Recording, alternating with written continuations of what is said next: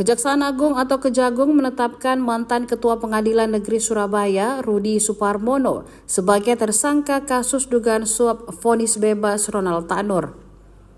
Darinya, Kejagung menyita barang bukti uang senilai 21 miliar rupiah lebih dalam pecahan dolar Amerika Serikat, Singapura, dan rupiah. Uang itu disimpan Rudi di dua lokasi rumahnya di Jakarta dan Palembang. Direktur Penyidikan Jamdimsus Kejagung, Abdul Kohar, menjelaskan bahwa peran Rudi dalam kasus suap yakni mengatur hakim yang akan menyidangkan Ronald Tanur hingga divonis bebas.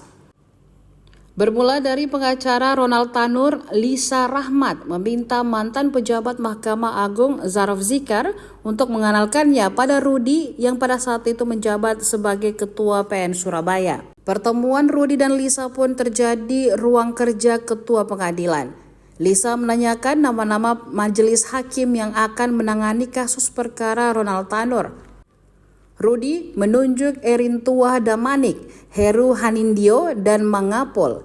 Lisa kemudian meminta uang kepada ibu Ronald Tanur, Meriska Wijaya, terkait pengurusan perkara. Lisa meminta sebesar 250.000 Singapura dolar, namun Meriska belum dapat memenuhi permintaan tersebut. Lisa pun menalanginya lebih dulu.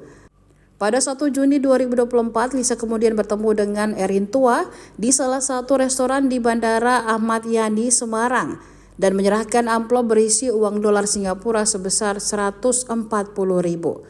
2 pekan setelah menerima dari Lisa, Erintua lalu membagikan kepada Mangapol dan Heru di ruang kerja Mangapol. Rinciannya, Entua mendapatkan 38.000 dolar Singapura dan masing-masing 36.000 dolar Singapura Mangapol dan Heru.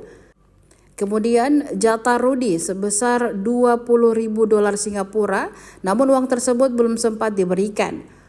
Rupanya Rudi sebelumnya sudah menerima 43.000 dolar Singapura dari Lisa. Download Tribun X sekarang, menghadirkan lokal menjadi Indonesia.